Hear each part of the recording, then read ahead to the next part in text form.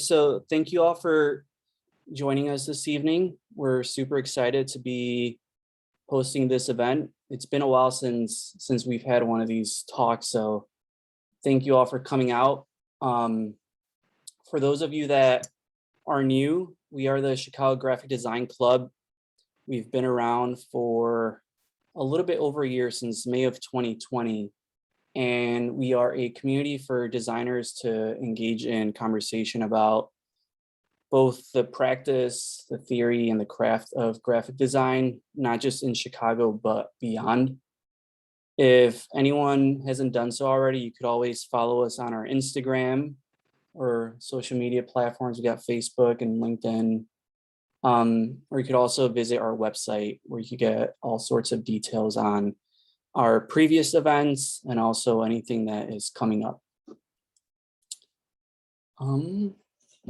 We are community focused, so if anyone is interested in getting involved, or if anyone wants to contribute, if anyone wants to volunteer, our doors are always open. So if you want to be part of the club in any capacity, you're more than welcome to, and that's our email right there. So you could just shoot us a message through email, or you could just send us a DM on Instagram. We also have a Slack community, so if anyone wants to just keep up to date with our members, you're more than welcome to join our Slack community, and you could register for that on our website. And last but not least, as mentioned earlier, we are community-based, so we're always looking for new ideas, new suggestions. So if anyone has an idea, if anyone wants to suggest anything that you think is either lacking in the design community that could be improved upon, or just want something that you want to see, we do have a survey on our website, and you're more than welcome to go ahead and fill that in, because we'd love to hear from you. We try to make sure that the programming that we put out is what the community wants to see and hear. And we have some events that are coming up. We are doing a walking tour this Saturday. That's unfortunately been sold out, but we're planning on documenting some of that. So stay tuned for a little summary of that. A week from today, we will be doing a talk called Reframing Design Through Anti-Racism. It'll be a nice opportunity to learn a little bit about what it means to apply anti-racist design principles in your work. And there's still, registration is still open for that. And then next month, October 7th, we are doing what we call office hours. So it's an informal opportunity and time for designers to gather together to talk all things design. For the most part, there tends to be no agenda for these events, so you're welcome to just join us. And yeah, just join us. And if you want to bring some work to share, if you want to bring some inspiration, questions, if you don't want to bring anything, you just want to connect, you're more than welcome to join. And you can sign up for any of these things on our website. And the website is chicagographicdesign.club. So with that said, very happy to be introducing tonight's speaker. I'm going to be reading from my notes here. Stephen is a strategist, creative, and integrator who has a master's in design and innovation methods from IIT Institute of Design. And for the past 15 years, Stephen has been developing brands and innovation strategies. And today he's going to be talking about an exciting project that he's been working on for the past year. So with that said, and then by the way, once Stephen finishes his talk, there is going to be opportunity for some Q&A. So if anyone has any questions throughout the talk, hold them, and then we'll open up the floor at the end. Oh, Christian, I beg to differ. The questions begin now, my friend. All right. So everyone is more than welcome to unmute yourselves at any point. And if you're yes, you are. Get off those mutes. What are you doing? Get off of there. Talk to me. All right. No, I'm just kidding around. Listen, let me just start off, say thank you so much, Christian, for having me and the whole group. This is an exciting time for me because actually this is the first time I'm giving a public talk on this project, so very excited about it. I have a few friends and team members on the phone that I want to thank for helping make this possible. We have Ashley Lukasik on the phone who helped make the introduction and coached me up and is helping launch this beautiful project. So hi Ashley, good to see you. And Alexandra Bishop, who has also helped coordinating this. She's on the production team for Ancient Futures, helping get this thing published and launched and out there, and all the great Instagram work you're seeing done. She's educated me on the grid and all these things, so we're looking good there on Instagram. Who's seen our Instagram page so far? Anybody? All right, cool, thank you. All right. And then I got a couple other friends here too with me that are going to be assisting and trying to help. I got Angel and Cookie, going to be doing some screen sharing if we have to do any videos. This is meant to be a multimedia experience, but Christian, he may need some help getting linked onto the site there. So maybe you can interface with Christian via the email.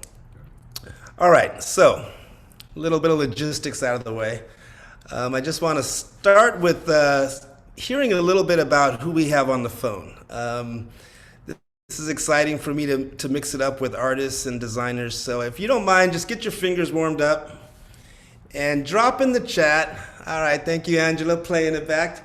Drop in the chat your name, where you're from, and something that drew you here tonight. You know, what did you have? What kind of curiosity or something maybe brought you here tonight? And if you say, you know what, I just come to all these events, I'm not curious about anything, I just come, that's good too. Or if you're not curious at all, just drop in the chat, give us some feedback.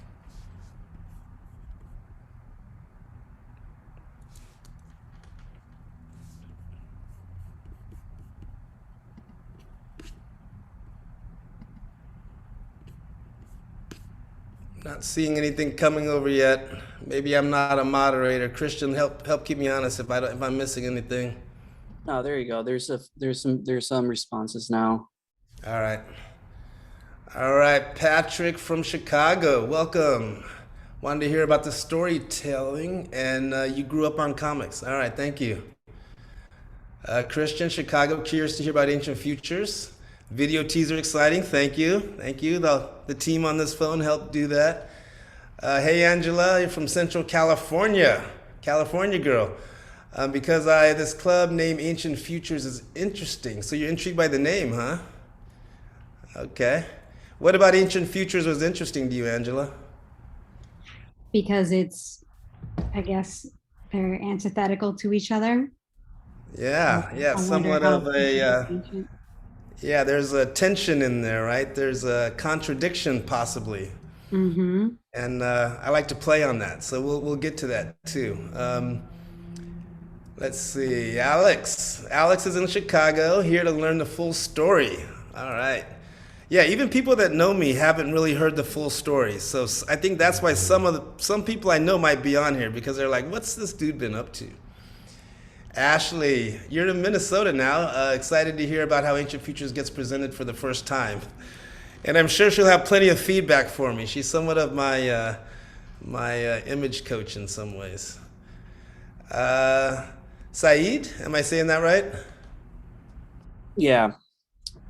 All right, Saeed, you're from Chicago, cool. Some of the social media graphics attracted you? Hats off to Alex and the team. All right, Ashley wants us to clarify. She's not there now, but she's from there. It's a from question, from to. Hey, Rob, you like the idea of the story and would like to hear more about it. Rob, what do you like about the story? It's kind of like a sci-fi, right? Yeah. I like where you're going with it. I like to work on projects too, and comic book is one of them. And I have actually a similar genre, like maybe, but I don't know. I just drawn to the story. Okay, cool. Yeah, thanks for asking. Did I cover everybody? Did I miss anybody? I don't think so, but thanks, Rob, for talking about that, because It's kind of weird. This is the first time I've actually done this. This is the first time I've actually like wrote a book of any sort, I guess. I mean, I've been in publishing and advertising and I've done stuff, but nothing like a creative production like this. So I guess part of my curiosity is like, who would come out to hear about this? So that's why I'm asking you these questions.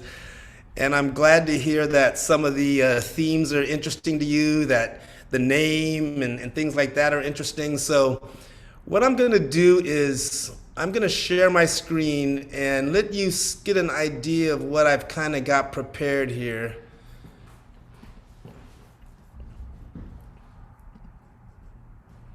Is everyone able to see my screen? Let me know if you're able to see it. Yep, we can see it. Okay, cool. Angel, you up? Not yet. Okay, that's fine. Adaptability. Okay, so here are a few things. Like, it was hard to think about, like, how do I want to talk about this? So I thought about it. I'm a designer. I put a lot of Post-it notes on the wall and let them sit for a couple days. And I thought about what might be interesting is the background of how I got here, the catalyst, what really sparked me to really dive whole hog into this, the development process, what that's been like, and the idea of creative arts convergence. I'm somewhat into a lot of different things. I've got, I'm a musician. I'm into comedy. I'm into art. I'm into theater. A lot of different things, and I love the way that we've been able to bring some of this together with Ancient Futures. And we're going to talk about some of the creative output that's coming out of that. And then I kind of talk about some of the influences. Rob, you're a sci-fi guy. I'm sure we could sit around and talk about our influences. Any other science fiction lovers on the phone? I wonder if that drew anyone else. Anybody into drama or love stories? Okay. Well, it's really all about storytelling. So in order to talk about storytelling, I guess maybe I should tell you some of my story to kind of get things started. Just to start out with background, I'm originally from Arizona. I was an Army brat. My dad was a military officer. I grew up kind of in that milieu. It's a little bit of a different lifestyle, moving around as a kid all the time, not putting down roots a lot. It makes you learn how to be adaptable and open to other people. I have a master's in design from the Institute of Design here in Chicago, where I learned to hone my craft in really helping people learn how to innovate and helping teams get better, but also learning how our creative minds work. I've studied how creativity works cognitively and how you can spark that in other people. So where I've taken my career is I teach this stuff and I help businesses do it and I help people get better by doing it, but I also live this stuff. I believe that creativity has been misunderstood and not accepted in the business community, in the design community, in the graphics community, et cetera, et cetera. And I think I'm trying to send a message of bringing that together.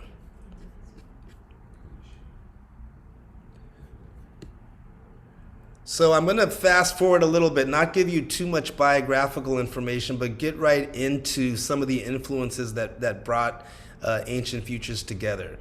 And one of them is, it really kind of started when a friend of mine, Bobby Wilson, in 2010, he said, hey, NPR's having a short fiction contest, and I think you should write something. It's a 3-minute fiction contest. So you have to write a story that can be read on the air within 3 minutes. And I wrote this story about that basically became the teaser that you saw, that became the kind of the opener of Ancient Futures. And it goes, driving the streets of Chicago in the dead of night is like a meditation for me. Cruise, turn, stop, repeat. Drawing Nazca lines with my headlights, signaling alien astronauts land here. So that was the opening lines that I wrote over 10 years ago, driving in Westtown for this contest. And I didn't win the contest, never heard anything from NPR, but the character was born at that time, and it stayed in my mind for years. I was like, Valentino Cruz, that's just a cool name. I was like, who is this Valentino Cruz character? And the great artists that always inspired me, they said that great creative work is you almost channel it rather than have to think of it. And Madeleine L'Engle, famous author of Wrinkle in Time, local here to Wheaton. She taught at Wheaton for many years. I don't even know if she's still there, but she talked about how the characters in A Wrinkle in Time, and the characters, they came to her. And she was just trying to channel their story. And I was always enamored with that. And in a way, I think Valentino Cruz stalked me for years. And I did spoken word. I'd go to Green Mill and other places in Chicago, and I'd read this story that I wrote on NPR. I got a lot of mileage out of it. People seemed to like it. It seemed to have some kind of a poetic significance.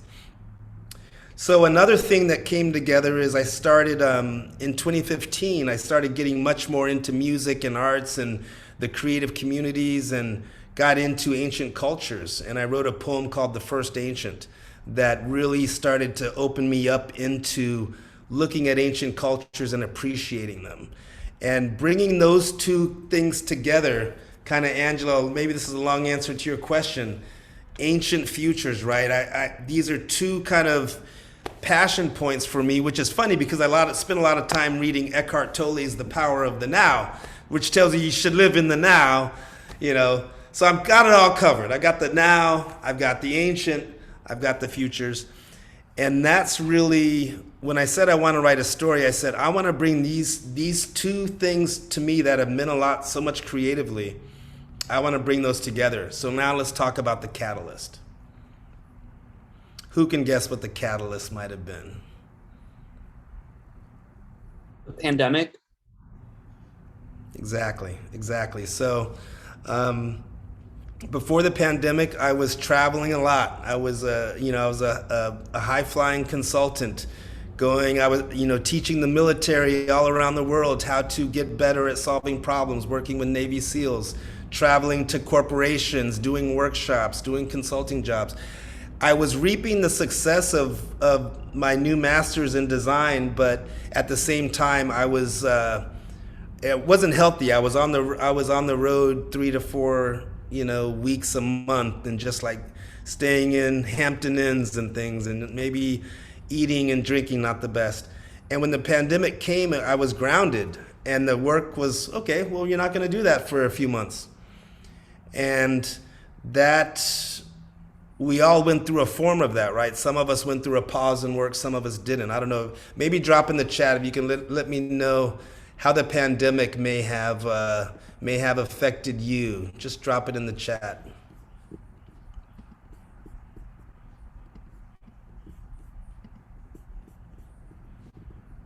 I'm gonna stop sharing for a second so I can make sure I can see the chat. Get on the thing. I stopped sharing. All right, I got a few messages. All right, the club happened because of the pandemic. Okay, all right, I love that. Christian, you did a club. Angela, many ways. She's like, I can't get into it now. Patrick, I picked up and went to the beach for a year. Beautiful. Did you actually move? Yeah, I went to LA for a year. So. Oh, I love it. I know a lot of people are leaving LA now. I follow the comedy scene and some of the entertainment scene, and it seemed like it's been tough there. Yeah, there were underground shows there, but yeah, so I'm a big fan of that stuff too. But I have to get off topic. Yeah. Comedy Store back up yet?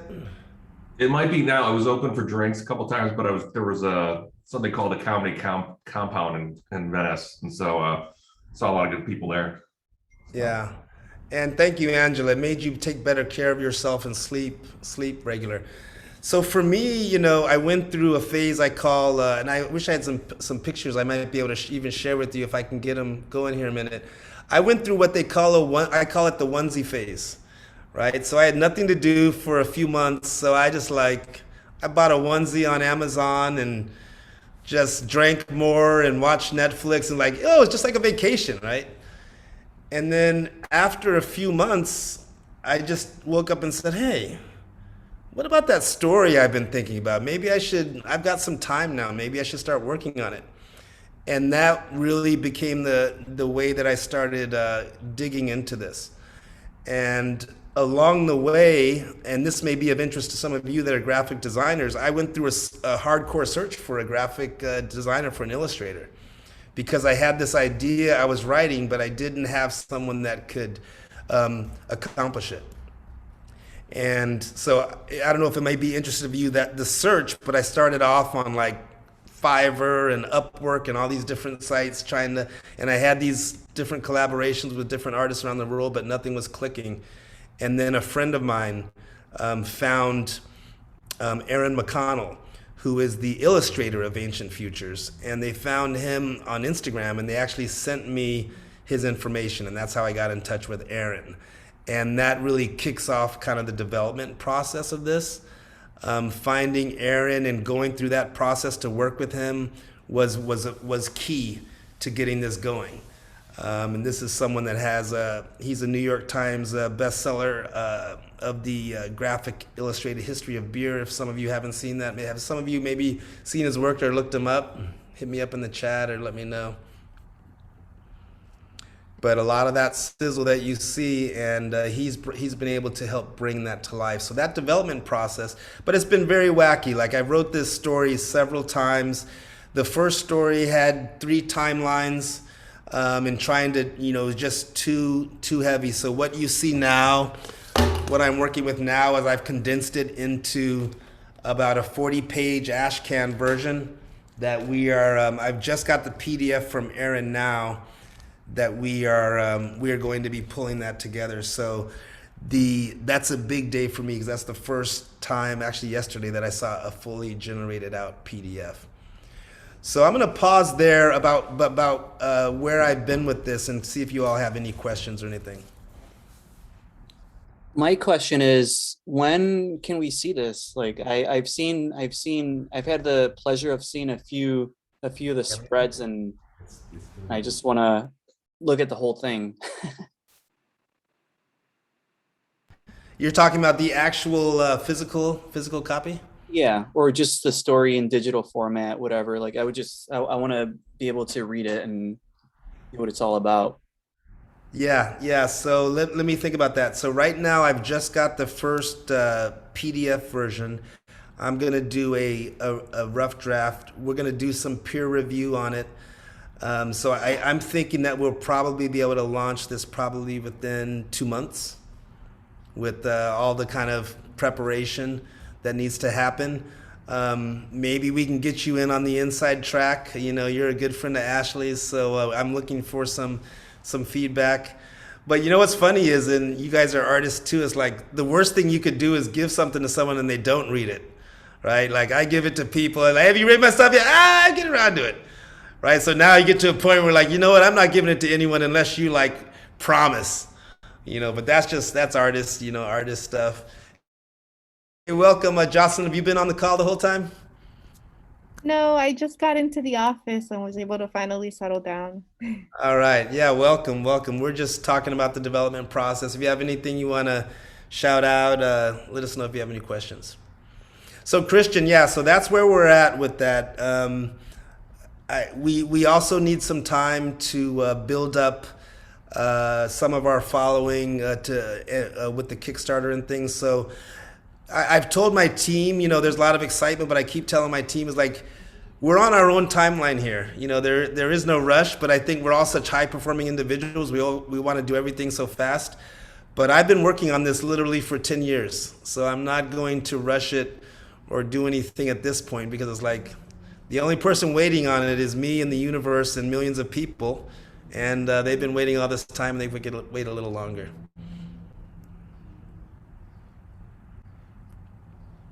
What other questions might people have? What other interest areas? Angela. I have a question. Do you still do spoken word from time to time? Like, would you be doing that anywhere locally? Yes, I do. But it's more now, I do more comedy. I do more open mics for comedy. I haven't done as much with poetry in the last years. I've been more focusing on comedy. But I'll let you know. I'll put it on the on my newsletter if you're interested. Are you in Chicago? I'm in Chicago. Yes, I Are live you a close to the spoken? Do you do Green- spoken word? I have in my life. I don't currently, Okay. Okay. Well, but I love it. it's a pandemic, so we're all trying new things. Hey, hold on a second. I want to check in with my team here. Do we have some stuff we can share?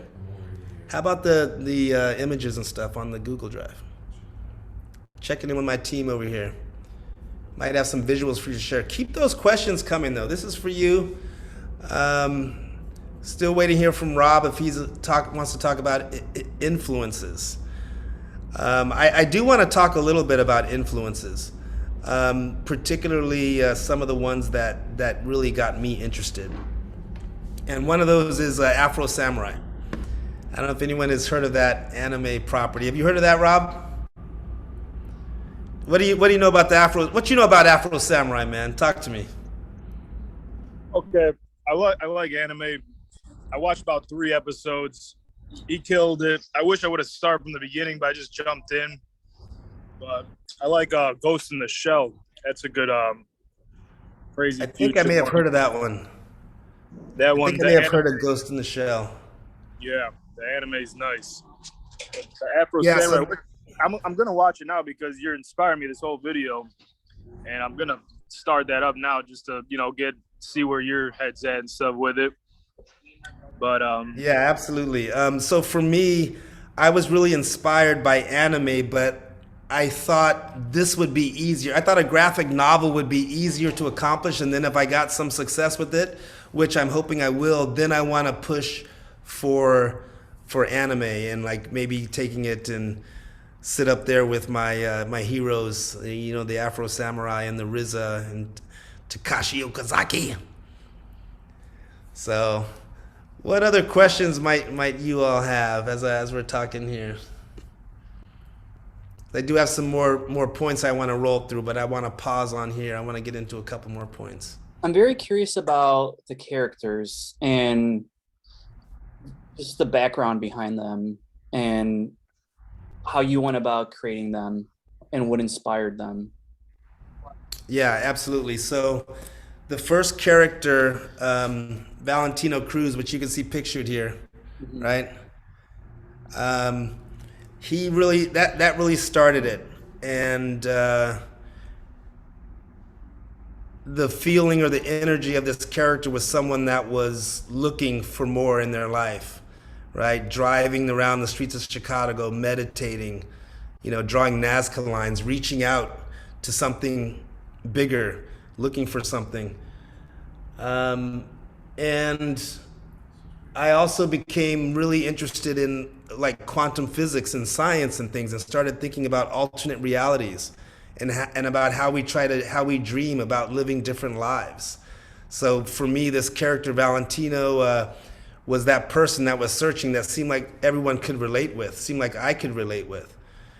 But kind of in Madeleine L'Engle fashion, when the world started developing, I needed someone to challenge Valentino, and Zora came out. Zora came out as the shadow. And I think during the pandemic, I was relating more to my own shadow. And I wanted to draw characters that began to almost like develop a Jungian landscape of the shadow, the self, the anima, and help us all see that we're all is self. You can believe that from a theological sense, or you can believe it from a metaphorical sense, but we're all somewhat the same. And I wanted to build a world of tension and characters that would work together. And then there's the professor. The professor is also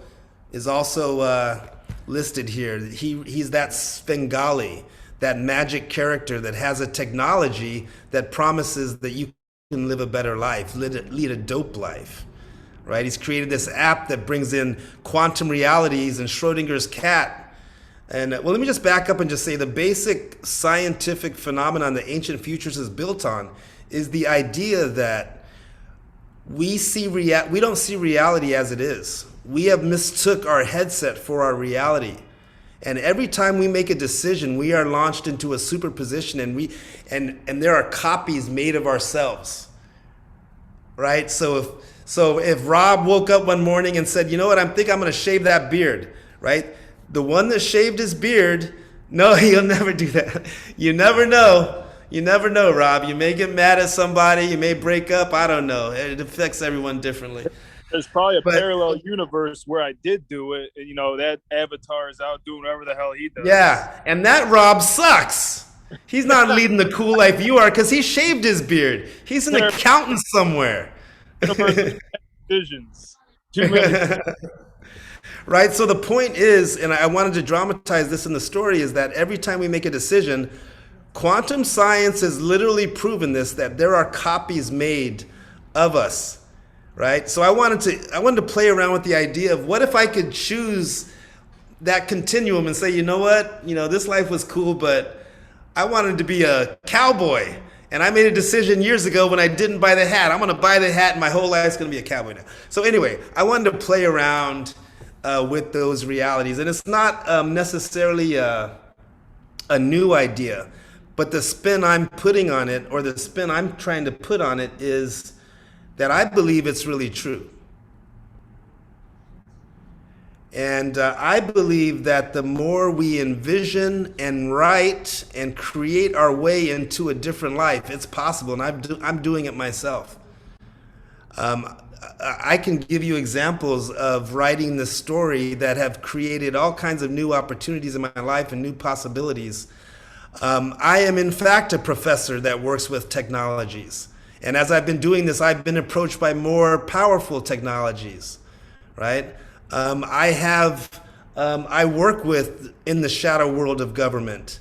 I'm on the clean side, but I interact with people that do wet work and operate in the shadows. I've explored shady situations in the past, like you remember Craigslist. You've got in. We all remember we got in a little bit over our heads, right? So I want to put all this kind of stuff into my story, and I don't know how much time I have, but Ashley may laugh, but I'll get on my Disney soapbox. To me, Disney makes everything boring, and this may be anathema to say on a graphic design club thing, and it may demonetize me, but shit's got boring, So I wanted to write a story that had darkness and killing and psychedelics, but also hope. Right? And going to a better life and understanding science better and learning new things. I've packed a lot of things into this because I think that we're being fed baby food, right? And not to pick on people that are parents, but the process of doing that, you're gonna love Disney, right? I'm not hating on that, but I'm just saying there's a different way. Rob, do you feel me? You're on mute, brother. I had a question. It's regards to the ancient part, because we've established the more present part and stuff, but it's gonna go into a future environment, and I want to know what's your favorite ancient topic to get into, or what's your preference when it comes to the more ancient stuff? Yeah, and that's a really good question, and somewhat of a problem that I've been solving or trying to solve with this. And I want to share my screen to show you some stuff here if I can. Angel, let's stop sharing your screen for a second. I'm going to pull this one up. Okay. Hold on just a second here. Also, what I'd like this is what I'm pulling up. Oh, Rob, you were still asking a question? I was just gonna add that's actually what I like a lot, even further than sci-fi or any other genre. Looking into ancient scriptures and ancient history that's my favorite thing. Yeah. So as part of this talk, what I did is I wanted to actually do the work of digging back into my timeline of developing all this stuff, right? And I actually had to go and look and find old stuff that I did. I found an old face group from 5 years ago that I started called The First Ancients, where Angela, to your point, where I began to do spoken word. I did something, there's a place called Sada World Wellness Center, this really cool spiritual center that had these creative arts nights.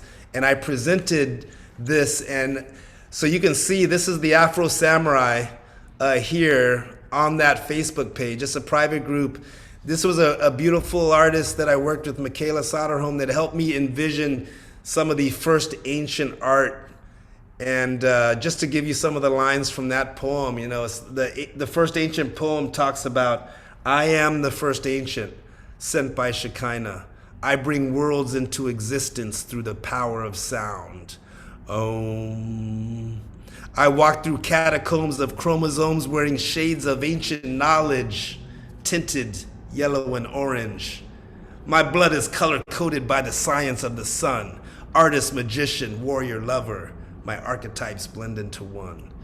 So that was the mojo behind the first ancient. So I was out there performing these poems, and that's where the, okay, Rob, I'm getting to answer your question. The Book of Enoch. Right, so the Book of Enoch, how many of you are familiar with the Old Testament? Rob, Christian, you want to tell us about the Book of Enoch? Book of Enoch, that's he's a descendant of the man after the flood that had to be, is that Abram? Who was but the well, giant, let me ask this another way. I'm going to try something else out on you. So in preparation for Hispanic Heritage Month, I've been doing a lot of research and trying to get in the mood to educate myself. And I've been watching this great series, documentary about the very first Mexicans to travel to the United States from the US. It's called Ancient Aliens. That's a joke. Has anyone heard of the show Ancient Aliens? That's basically the premise. And it's funny because they originated in South America, so it's all true. So what I became fascinated was with the idea that extraterrestrials may have visited Earth early in its history. And this is a common trope in Ancient Aliens, Zecharia Sitchin, and others. But a lot of people don't actually know that that's actually in the Bible. That is the story. That is the Book of Enoch. Enoch was the grandfather of Noah.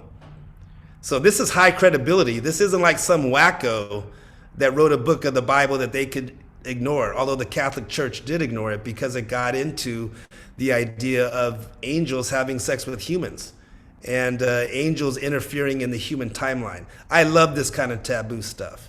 And there is some precedent for this kind of thing happening.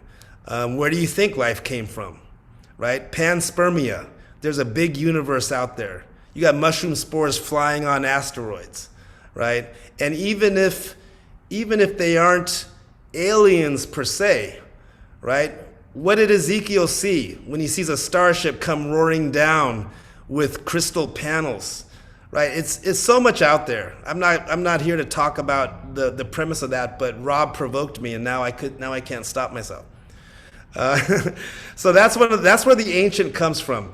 And to really answer your point, Rob, the struggle of this story was I couldn't get into the ancient part as much as I wanted to. So Aaron and I decided to cut it down, keep it simple for people, and only tease the ancient part. Let me see what else I can tease here. Okay, this is what I wanted to show earlier. This is some pictures of me in my onesie phase. Just going beautiful mind on the walls, playing guitar. There's the Afro Samurai, picture of Afro Samurai. One thing I want to do is I want to share the soundtrack. I'm going for it because we got a little bit of time here. Let's see if I can share this.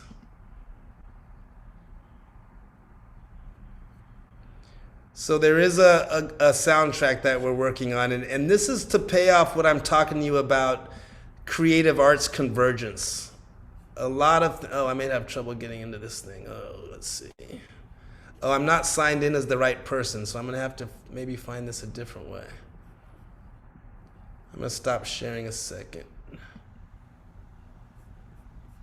Okay, I'm gonna bring that up in a second, but I'm gonna take another question and see if anyone has any. Ashley, I like the look on your face. I know when you have something to say. Well, early on in your talk, you said something about like, you know, the lack of creativity in design, which is, I think, like a notion that like we could all delve into and talk about. Like, you know, I think a lot of people would challenge that there's a lack of creativity in design, and that design structures of design or processes of design bring structure to a creative process.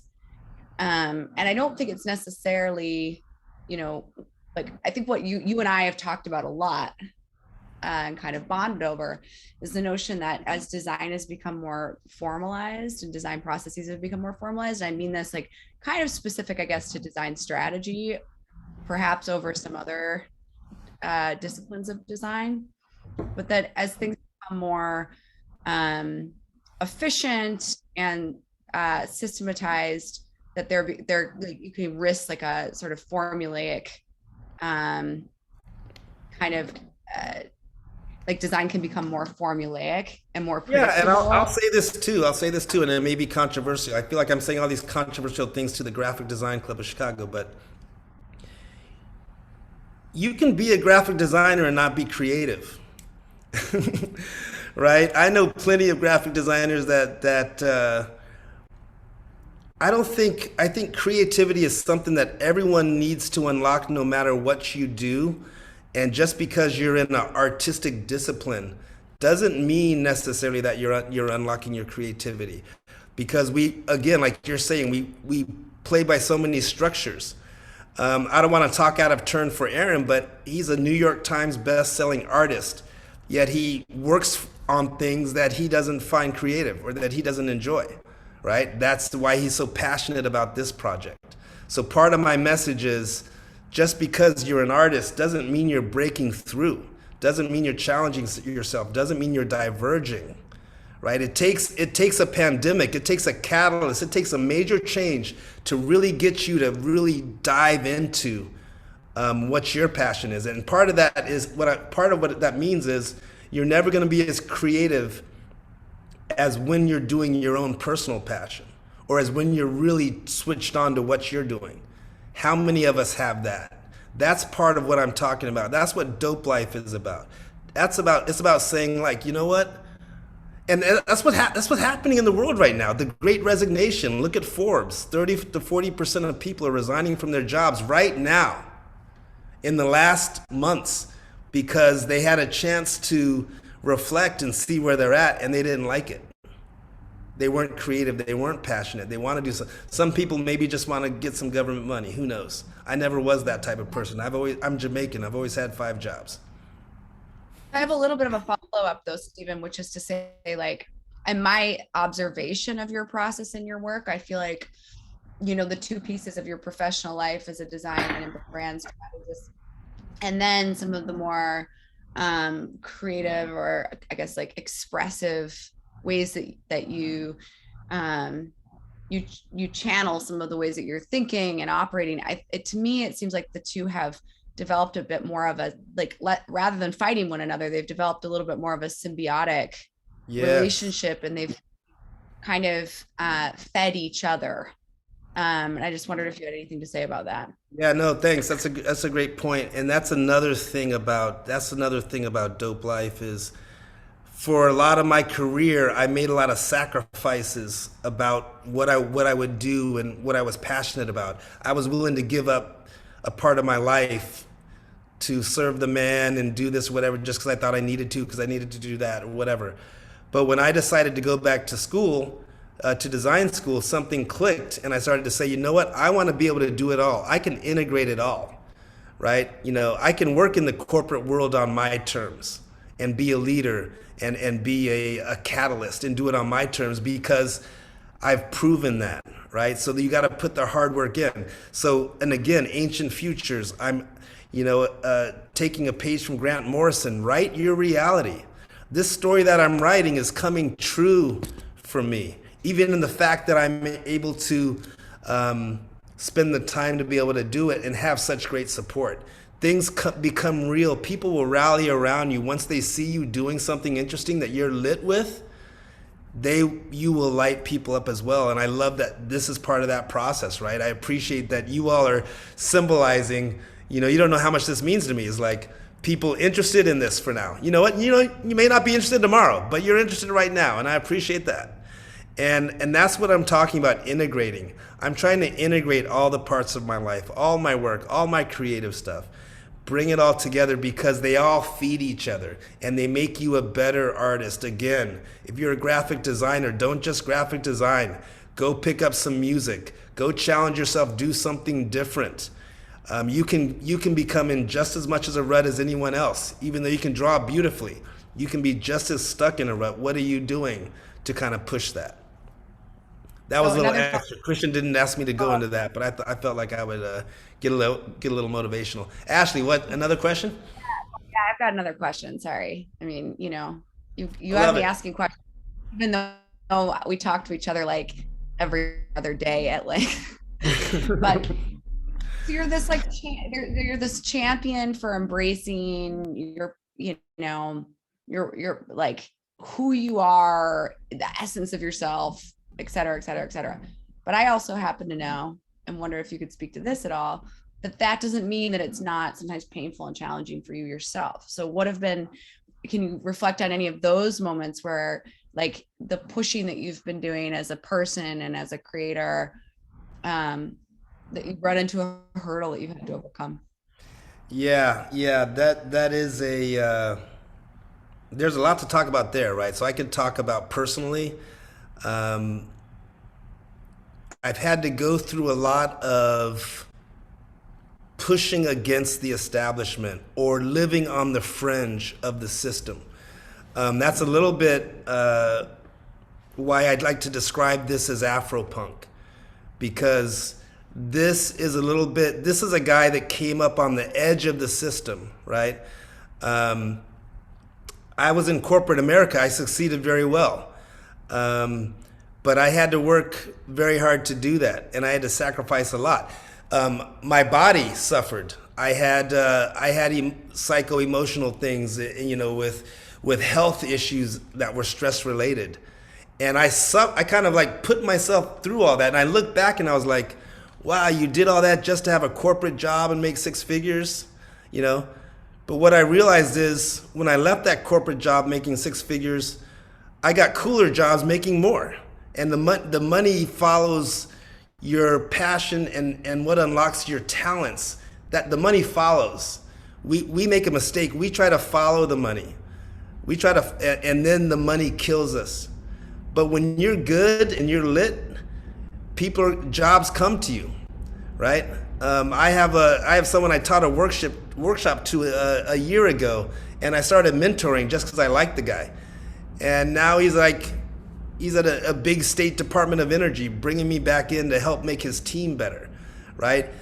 But I was just doing that because I liked the guy and we were working together. I wanted to mentor somebody, but that becomes lucrative. So I'm kind of going off the rails a little bit, but I want to come back to what Ashley is asking is, in ancient cultures, the people that became the healers were the ones that were ostracized from society. They were the weird ones, the epileptic, the weird artist, the one that stuttered, and they would pick that person to become the healer, to become the shaman. I think in order to disrupt the system, you need to be an outsider, and I've been an outsider and an insider all my life. I've been an insider that wanted to be an outsider. I've been an outsider that wanted to be. I've always been kind of on that edge, and that's why I like to describe this as Afropunk. That's how I grew up. I was the only black kid in class. Kids would make fun of me, come and squeeze my hair and say, "Don't squeeze the Charmin." I'd see people saying weird things about my family, but I was a kid, didn't know what to do. But in high school, you became more punk that way, right? When white people are ostracized, that's punk, right? Well, it's the same thing with black people, right? But that attitude, you don't write this if you were accepted by society and became a banker like Rob's twin that shaved a beard, right? So yeah, it's probably more than you bargained for with that answer, but that's kind of where I'm at. I'm doing this to send a message to myself, mostly, not to the world, to myself, that said, you know what, you can do this, and this is fun, and people are gonna love it, And when can I come back, Christian? So that kind I of only got an hour here, but I want a part 2. See how this thing goes after I launch. so that leads into another question that I have. Well, actually, I have 2 questions. So I looked through the teaser that you shared with us, and it seems like Chicago seems to be the environment that the story takes place. Is that correct? Is Chicago the central location for the story? Yes, yes, Okay. it is. All right, I love that. So, yeah, and that's been interesting too. So again, art imitates life. When I started writing this, I lived on the north side of Chicago in Andersonville, and I was writing about one of my characters is a scientist that's going to run into some trouble going from the University of Chicago to Chinatown. I now live right next to that Chinatown stop. Somehow during the pandemic, I decided to buy a condo, and now I live right by that stop where that's going to happen. I live right by University of Chicago now and where I went to school. The stuff I'm writing about is starting to crop up, and that's part of the fun. Art imitates life. Get your vision on. You can really change things. What's your other question, Christian, about Chicago? And well, the other question was, Driving the streets of Chicago is a meditation for me. I think I've said that before. I love doing that. The exact same thing. I like do? yeah, I like driving, like preferably driving at night with my camera by myself and just taking photos. For some reason, it's just like the most. Look at that. Look at that commonalities. I'm not the only one driving. Look at that. Thousands of people are doing that, drawing Nazca lines. Love it. What's your question? But the question I have is, what would you say the call to action is for Ancient Futures? If there is one, what would you want people to leave, once they read this? What do you want? Ideally, what would you want them to act upon? Is there one? Yeah, there is a message. The message is you can create your own reality. Okay. The reality that you see is a projection of your mind. You can project something else. The self-talk, the negative self-talk you give yourself all the time, you can give yourself positive self-talk. Get different outcomes. Dope your life. I like it. Thank you. So I know we're almost at time. Someone in the comments, Patrick, suggested that we do a Dope Life release party at some point. I think We're working on that. I think some people on the phone might be able to talk to that. I don't know if Alex is on there, but we are planning a party, some kind of a launch or wrap party. I'd love for people to stay in touch via the newsletter and via Instagram, and hit me up with other questions and collaborations. I'm excited to get more involved in the community. I've been somewhat of a outsider, as we've talked about. I'm even an outsider to the comic community. I've never written one. I've never gone to Comic-Con, right? So now I got to go dope life the comic book world. How long is that going to take? I'm putting down. Rob's like, not that long, dude. With my help, with my experience. I'm putting down links Got you. to your Instagram in the chat there. So if Yeah, anyone please do. wants to keep up, there's his Instagram and then also his mailing list. So What year does the story take place? Sorry to interrupt you, Chris. As Aaron likes to say, 20 minutes in the future. As my 20 partner minutes in the likes to say. future. 20 minutes in the future. Oh, okay. Speculative fantasy. I got to work on that answer. Check back with me, Rob. All right. Well, no, I can't answer that better. I want to give a better answer to that, actually. The story takes place on 3 timelines. It takes place in ancient Ur, right? In those biblical times. Okay. We're talking the flood times. We're going back to those times of the Watchers. And then we're going kind of modern Chicago, 20 minutes, speculative future, a little bit stuff changed. And then we have a third timeline that is in a totally different dimension and timeline that holds the copy characters of the others. And they're all related through the quantum continuum because they're all on the same timeline. Super angels, rogue scientists, you know, elite watchers. That's the story I'm trying to tell, and that's why it's going to take 9 issues. That's why this is just a setup. Really, it's just a setup, dude.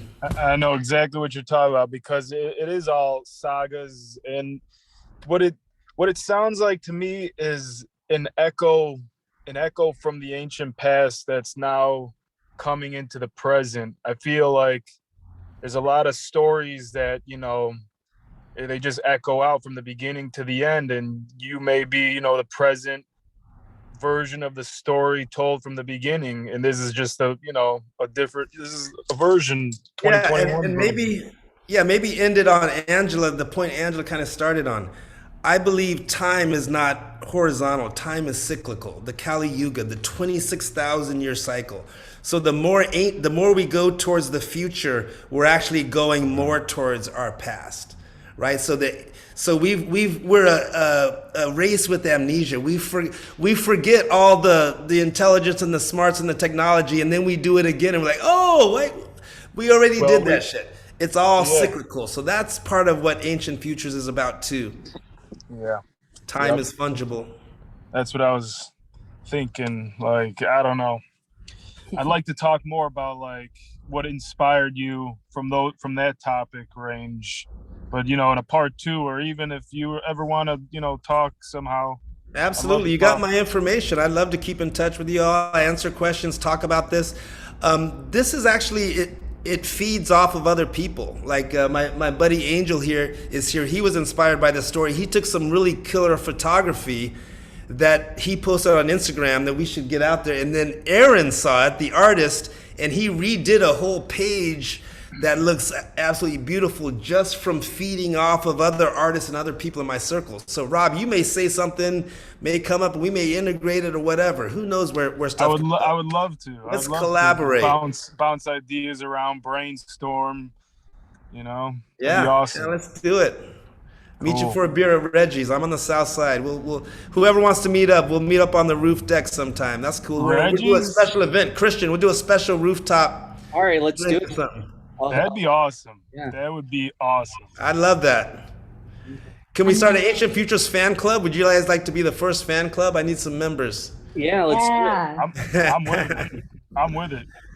Hey, I wish I had more to share with you as far as visuals. I gave you a few visuals, but there's a lot more to share. We're going to be putting it up on Instagram and on all kinds of other stuff. So just keep watching. We got a soundtrack coming out. We're going to have tarot cards. We're going to have swag. There's a lot of stuff I didn't get to talk about. The Dope Life app, we're going to prototype the app and get that going. Even if just to learn the basic principles, even if it doesn't work, the first one may not work. It may take a few years to get that one to work, but all right, that's a joke. All right, Christian, I'm rambling. I don't like to go over time. I know you wanted to stop on time. Well, thank you so much, Stephen. This was so exciting, and we're so glad. And me personally, I'm just so excited to just continue to see all the stuff that you keep putting out. Thank you for the opportunity. It's a great opportunity. Like I said, it's my first time, so I'm super stoked and appreciate you all being here. And I would definitely love to touch base and do this again, because I feel like there's a lot of people here that want to continue this conversation. Absolutely. And thank you to everyone that came out today and contributed. Really appreciate it. Thank you, Ashley, and thank you, Alexandra. Yeah. Thanks again to Ashley and Alex for supporting me and being on this call, and to you too, Christian, and all your people as well. All right, awesome. So as I said, Stephen's information is in the chat there, so you could stay up to date with him on there. But with that said, thank you all, and we will be posting this on YouTube. So if there's anything that you didn't get a chance to take notes on, we'll share that link with you in the next few days. Awesome. All right. Well, thanks everyone. Thanks, folks. Everybody stay dope. See you, man. Thanks. Bye.